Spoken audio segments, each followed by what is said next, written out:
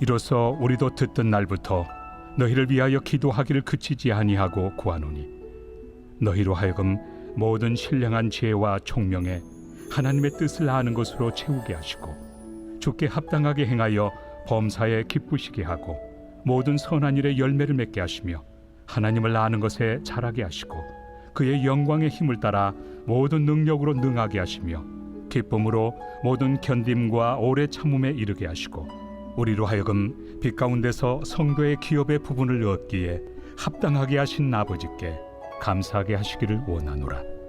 그가 우리를 흑암의 권세에서 건져내사 그의 사랑의 아들의 나라로 옮기셨으니 그 아들 안에서 우리가 속량 곧 죄의 사함을 얻었도다.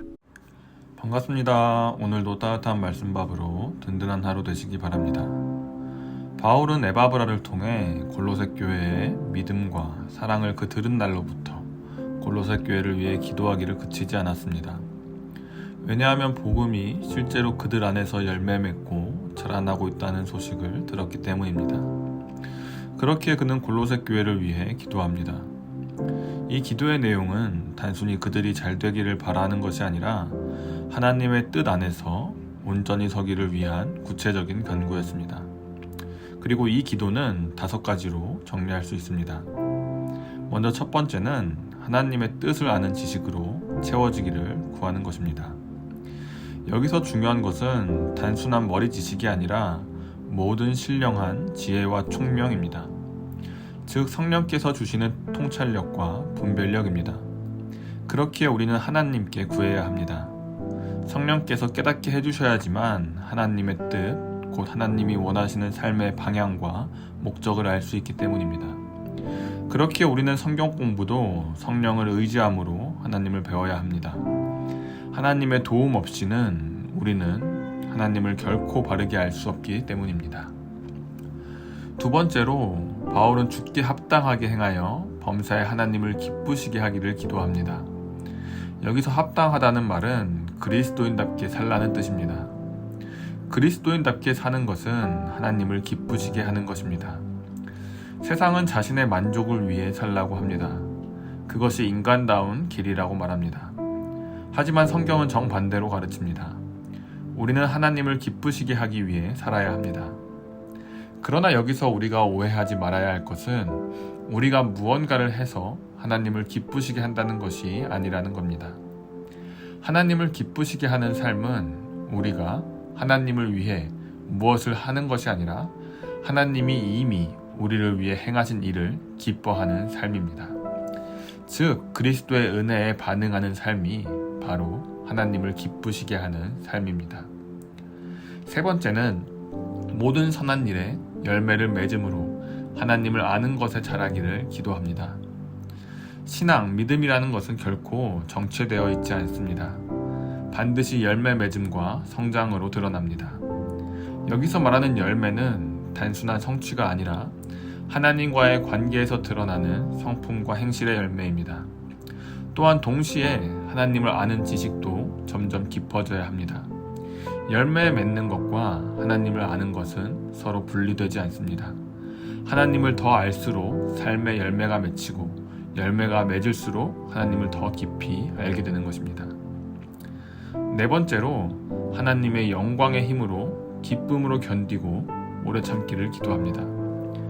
바울은 성도들이 하나님의 영광의 능력으로 강하게 되어 환난과 시험 속에서도 끝까지 견디기를 기도했습니다.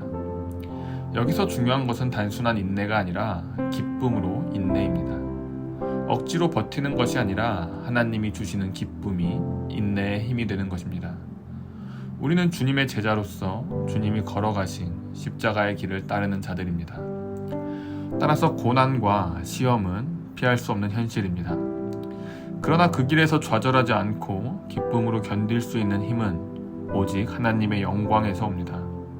인내와 오래 참음은 인간적인 의지로는 불가능합니다. 그러나 하나님의 영광에서 나오는 능력, 곧 십자가와 부활로 드러난 그 하나님의 권세와 임재가 우리 안에 우리에게 힘을 줍니다.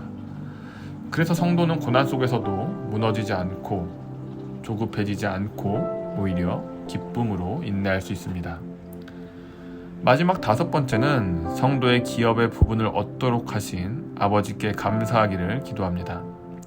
감사의 이유는 크게 3가지입니다. 첫 번째로 하나님께서 우리를 흑암의 권세에서 건져내셨기 때문입니다. 하나님은 우리를 죄와 사망, 마귀의 권세에서 해방시키셨습니다. 즉, 억압에서 자유케 하시는 하나님의 구원의 능력입니다. 두 번째로 우리를 사랑의 아들의 나라로 하나님이 옮기셨기 때문입니다. 이제 우리는 소속이 바뀌었습니다. 더 이상 어둠의 나라에 속한 자가 아니라 어둠밖에 바라볼 수 없는 자가 아니라 하나님의 아들 예수 그리스도의 나라에 속한 백성이 되었습니다. 따라서 우리는 그리스도의 다스림과 보호 아래에 있습니다. 그러므로 참된 안전은 이 세상에 있는 것이 아니라 오직 그리스도의 나라 안에 있습니다. 마지막 3번째로 그 아들 안에서 구속, 죄사함을 우리는 얻었습니다. 구속이란 값을 치르고 자유하게 된 상태를 말합니다. 그리스도께서 핏값으로 우리를 사셨습니다. 우리의 죄는 용서받았고 우리는 자유케 되었습니다. 예수님은 우리에게 은혜를 거저 주셨지만 그 대가는 결코 가벼운 것이 아니었습니다. 바로 하나님의 아들의 피였습니다. 우리는 이 구속의 가치의 깊이를 기억해야 합니다. 이처럼 바울의 기도는 단순히 잘 되기를 바라는 기도가 아니라 복음 안에서 성도가 자라가고 성숙하길 바라는 기도였습니다. 그는 하나님의 뜻을 알기를, 주님을 기쁘게 하기를, 열매 맺고 성장하기를, 기쁨으로 인내하기를, 감사하기를 구했습니다. 이것이 성도의 삶의 전 과정입니다. 그리고 이는 처음부터 끝까지 하나님의 은혜와 능력에 의지한 삶입니다. 우리는 하나님에 의해 시작되었고 하나님에 의해 살아가는 존재입니다. 즉 우리는 하나님 없이는, 은혜 없이는 존재할 수 없고 살아갈 수 없는 자들입니다. 그러므로 오늘 하루도 우리는 은혜에 힘입어 하루를 시작해야 합니다.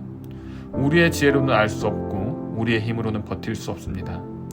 오직 하나님의 은혜가 우리를 붙드시고 하나님의 능력이 우리를 살립니다.